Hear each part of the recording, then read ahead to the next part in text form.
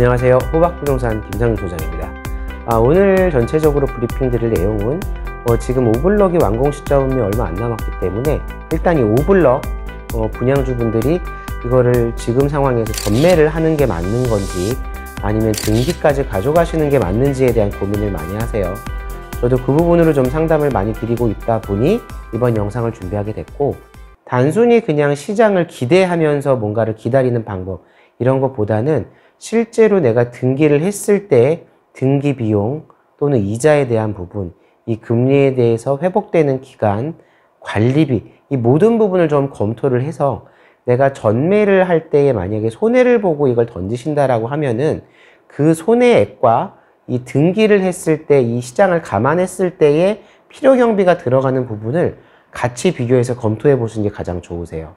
그리고 내가 과연 이 둘 중에서 어떤 거를 하는 게 나을지.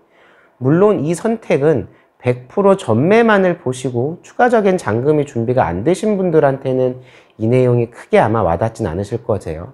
그분들께서는 무조건 전매를 하셔야 되는 조건이시면은 지금의 과정이 이런 검토가 필요하지 않기 때문에 일단은 그 부분을 먼저 말씀드리고, 또한 이게 지금 만약에 이 부분을 등기를 하셨다, 전매를 하셨다, 이 상황으로 갔을 때도 결국은 우리가 등기를 쳐서 이걸 갖고 갔을 때 나중에 차익형 또는 수익형으로 본다라는 구조를 봤을 때에도 지금의 금리 상황에서는 일단 수익형은 불가하십니다. 금리가 워낙 높기 때문에 내가 이자, 이 임차료를 받는다라고 해도 이게 한 바퀴 한 3년, 4년이 돌아간다고 해도 이게 마이너스 수익률이 플러스 수익률이 바뀌는 구조를 기대하기는 어렵기 때문에 그 부분도 어느 정도 감안을 하시고, 나중에 뭔가 정확하게 인프라가 갖춰졌을 때 이거를 차익형으로 본다라고 하시거나 실입주자분들, 이런 분들한테 좀 더 경쟁력이 있을 것 같기 때문에 많은 부분을 좀 체크해서 검토를 하시는 편이 좋을 것 같습니다. 네, 그럼 하나씩 살펴보도록 하겠습니다. 먼저 말씀드린 전매, 등기, 어떤 사항이 나을지, 전매를 하시는 분들은 기본적으로 공동투자 물건도 있으시고, 아니면 투자 당시 100% 전매만을 생각하셨기 때문에 난 전매를 해야 된다 라는 전매에 대한 안이 있으실 거고요. 두 번째로 등기를 하실 분들이 있으실 거세요. 나는 지금 시장은 조금 어둡지만 이게 결국은 부동산 경기는 회복이 되고, 단순히 지금은 어느 정도 손해를 감수하더라도 나중에 어느 정도 인프라가 갖춰지고 수익형, 수익형이 아니더라도 차익형을 나는 향후를 보겠다라고 하시는 분들을 등기를 치실 겁니다.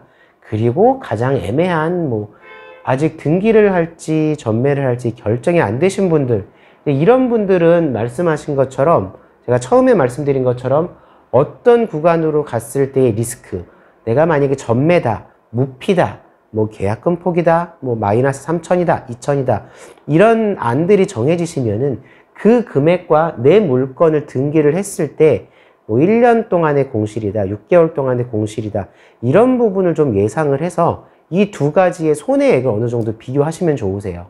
그래서 단순히 지금 내가 마피로 던질 때 이 손해액이 더 클지 아니면 뒤쪽에서 좀 더 기대할 수 있는 부분이 있을지를 검토해 보시는 겁니다. 네, 그럼 전매를 했을 때 저희가 살펴볼 것들이 어떤 게 있는지 한번 살펴보겠습니다. 예, 지금은 무피에서 계약금 포기분까지 나와 있는데 워낙에 컨디션에 따라 외형가에 따라서 다르기 때문에 전체적으로 향동 오블럭의 시세들이 어느 정도 나와 있는지를 살펴보시는 게 좋습니다. 그러시면서 무피에서 지금은 마피까지 여러 컨디션에 따라서 층수에 따라서 다양한 물건들이 나와 있기 때문에 내 물건에 비슷한 컨디션이 어떤 정도의 형성이 되어 있는지 호박 김 소장한테 연락을 주시면은 제가 그 부분은 확인을 해보고 정확하게 좀 안내를 해드리도록 하겠습니다. 네, 그리고 중요한 부분, 이제 제가 처음에도 말씀드렸지만 이 전매를 하실 때가 아니고 내가 과연 등기를 할 때 나한테 들어가는 현금이 어느 정도 필요할 거고, 이걸 등기 쳤을 때에 내가 어느 정도 공실을 봐야 되며, 그러면 거기에서 나오는 내가 이 지출해야 되는 비용이 어느 정도인지를 예상하시는 게 가장 중요합니다. 일단은 이 부분을 설명을 드리기 위해서는 기본적으로 샘플이 필요하기 때문에 저는 오블럭 기준으로 한 분양 면적 100평 정도, 외형가 한 10억 정도로 먼저 예를 잡고 설명을 드리겠습니다. 네. 전체적으로 제가 말씀드린 것처럼 분양 가격의 10%가 등기 시에 추가적으로 납입을 해야 되는 금액이세요. 그럼 만약에 10억을 기준으로 했으면 1억이라는 비용이 더 추가적으로 납입될 거를 계산을 하셔야 됩니다. 그리고 취등록세는 약 한 법무사 비용까지 합쳐서 한 4.9%, 뭐 예를 들어서 10억이라고 제가 말씀드렸다라고 하면은 4,900만 원의 취등록세가 발생되는 부분, 그 부분까지 염두해 주셔야 됩니다. 그리고 마지막으로 등기 후에 내가 대출 80%를 진행했다라고 하면 그 80%에 대한 연간 이자를 계산을 하셔야 됩니다. 그럼 이 부분을 다음 장에서 좀 디테일하게 금액적으로 한번 살펴보도록 하겠습니다. 네, 그럼 가장 중요한 내가 실제로 등기를 쳤을 때 어느 정도 비용이 부담되는지, 내가 공실이 어느 정도 됐을 때 부대 비용, 그 부분을 한번 살펴보도록 하겠습니다. 처음에 말씀드렸듯이 기준 평수는 100평, 기준 금액은 10억 정도로 준비를 해놨습니다. 5블럭을 기준으로 잡았습니다. 대출 비율을 80% 정도를 계산을 했을 때 전체적인 외형가가 10억에서 8억 정도의 대출이 일어나실 겁니다. 대출 이자는 5% 정도로 기준을 잡았습니다. 실제로 4% 후반대도 나오실 수 있고 5% 초반대도 나올 수 있지만 일단 5%로 기준을 산정을 했고, 저 8억에 대한 1년치의 대출 이자를 계산을 하시면 4천만 원이라는 비용이 산정되십니다.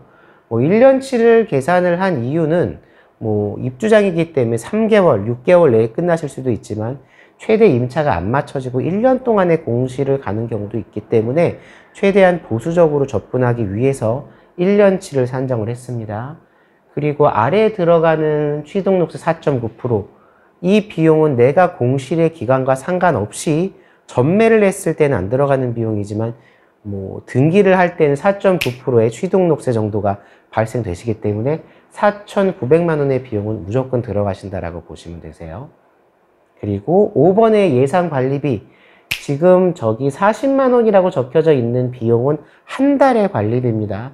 분양면적 100평을 기준으로 했을 때 평당 4,000원으로만 계산을 했을 때 한 달에 한 40만 원 정도를 계산을 해서 나온 수치고, 저 비용도 대출이자의 1년치를 만약에 계산을 하신다라고 하면은 40만 원이 아니고 480만 원이지만 저 부분은 그렇게 위에 대금이 들어가시는 거에 비해서 큰 비용은 아니시기 때문에 일단은 그냥 1년치의 금액을 산정하기보다는 한 달치만 책정해 놨습니다.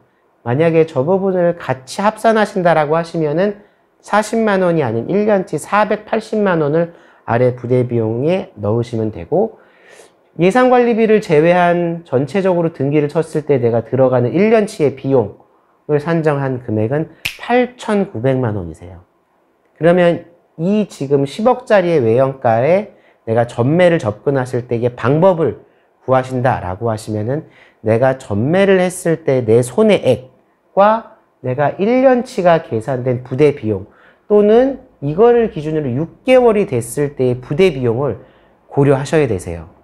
네, 제가 이처럼 설명드린 것과 같이 지금 만약에 매도를 하시겠다라고 하시는 분들, 전매가 나을지 등기를 하실지 그 부분을 고민하시는 분들은 이 데이터를 뽑아 보시고 비교하고 결정하시는 게 좋습니다. 네, 오늘 전체적으로 준비해드린 내용, 밑에도 있듯이 전매 시 내가 리스크를 갖고 가는 게 얼마일지, 등기 시 부대 비용이 얼마일지를 검토하셔가지고 최종적인 선택을 하시면 될 것 같습니다. 네, 그럼 오늘 브리핑은 여기서 정리드리고 다음에는 현장 모습 또는 다른 이슈 사항을 가지고 유튜브로 찾아뵙도록 하겠습니다. 감사합니다.